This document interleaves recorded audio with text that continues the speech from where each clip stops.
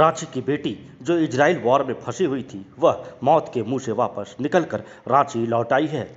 Israel और Hamas के बीच लगातार जंग जारी है। ऐसे में हजारों भारतीय इजराइल में फंसे हुए हैं। हालांकि केंद्र सरकार की पहल से ऑपरेशन अजय के माध्यम से फंसे हुए लोगों को भारत लाने का लगातार काम किया जा रहा है। इसी ऑपरेशन के तहत रांची की बेटी विनीता भी अपने घर अपने परिवार वालों के पास आने में सफल रही है। रांची एयरपोर्ट पर लड़की के परिवार वालों ने उनका भव्य स्वागत किया। एयरपोर्ट से बाहर आते ही विनीता अपने पिता के गले लगकर रोने लगी। विनीता ने बताया कि इजराइल की स्थिति सामान्य नहीं है, हर दिन अटैक हो रहे हैं। सायरन की आवाज आते ही लोग भागने लगते हैं। विनीता के पिता ने भी केंद्र सरकार का आभार जताया है।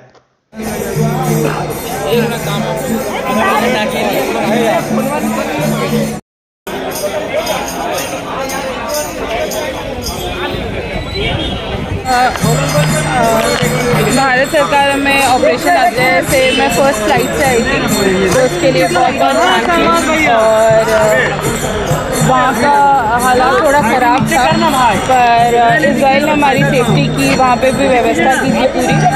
और वहाँ पे अभी थोड़ा मुश्किल वक्त चल रहा है सबके लिए, बहुत सारे लोग मर रहे हैं।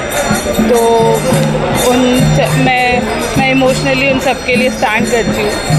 और मैं यहाँ से फुल स्कॉलरशिप में गई थी, इजराइल गवर्नमेंट मेरे को स्कॉलरशिप दे रही थी। और 7 दिन का अनुभव कुछ साझा करना चाहेगी? टफ होता है, मतलब वैसे पर हमें बंकर्स में जाना होता है, मतलब 1.5 मिनट में।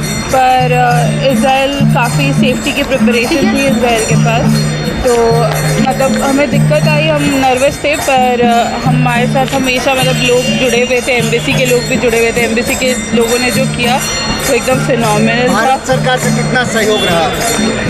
उनका बहुत बहुत बढ़िया रहा, मतलब एम्बेसी बहुत अच्छी थी हमारी वहाँ पे। हमने जब भी हमें दिक्कत हुई, कोई भी परेशानी आई, एम्बेसी हमेशा हमारे साथ खड़ी थी।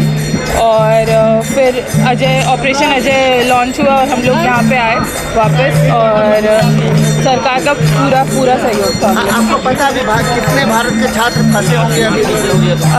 मुझे एग्जैक्ट नंबर नहीं पता, पर हर दिन फ़्लाइट्स आ रही है, हर दिन 260-290 लोगों की फ़्लाइट्स आ रही है। तो बस इतना ही। आज रांची आकर अपने घर आकर के कैसा लगा? घर आके सबको अच्छा लगता है, किसको खराब लगता है।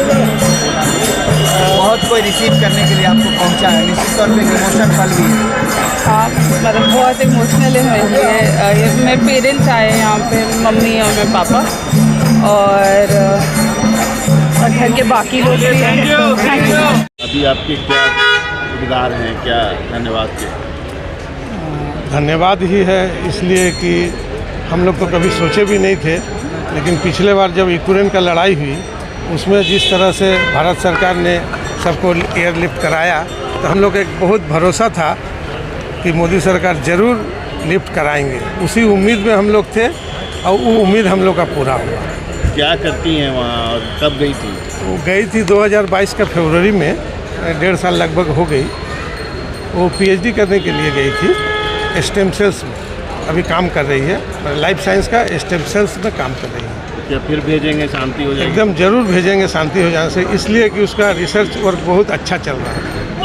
मैंने उसको बहुत अफसोस था आने का, मैंने मजबूरी था आने का, इसलिए आई, नहीं तो हो सकता है नहीं आती। उसका बहुत स्मूथ काम चल रहा था। आपका शुभ नाम? मेरा विश्वजीत घोष। देखिए, ये कल पता चला कि परसों कि वो आ रही है, और ये हम लोगों को इसलिए भी खुशी हो रही है कि उसके निकलने के बाद पता चला कि जिस एयरपोर्ट से वो आई है उस एयरपोर्ट पे भी बमबारी हुई है, और गाड़ी भी जो एयरपोर्ट जा रही थी ऐसी गाड़ी पर भी हमला हुआ है। ईश्वर की कृपा है, सबकी दुआ है कि वो फ़्लाइट में बैठ पाई और भारत पहुंच गई है। उसके फादर ने बताया कि जब वो दिल्ली पहुंच गई तब लगा जाकर कि हाँ, अब बेटी घर आ गई है। तो मुझे लगता है कि एक तरह से ये कहीं से चमत्कार ही है कि इतने लोगों के बीच से मात्र 200 कितने लोग हैं 216 ना 222 लोगों में से वो उसको जगह मिल गई फ़्लाइट में और यहाँ पहुँच गई। इसके लिए हम लोग बहुत ही धन्यवाद देना चाहेंगे जिन लोगों ने भी लाया और जैसे करके वो पहुँची। और उसके माता पिता बहुत खुश हैं कि बेटी वापस आ गई है। पढ़ाई के लिए भेजा गया था और वहाँ जाकर तो मैं तो यही कहूँगी सरकार से, केंद्र सरकार, राज्य सरकार से कि हमारे बच्चों को अपने ही राज्य में, अपने ही देश में पढ़ाई की ऐसी व्यवस्था हो जाए कि उन्हें विदेश जाने की ज़रूरत ना पड़े।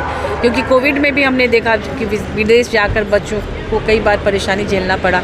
अभी भी ये हायर एजुकेशन के लिए विदेश इसलिए गई थी कि यहाँ पर आगे की पढ़ाई की सुविधा हमारे देश में उस तरह से नहीं है। तो आने वाले दिनों में व्यवस्था होनी चाहिए ताकि उसकी पढ़ाई बीच में या PhD बीच में ना बंद हो।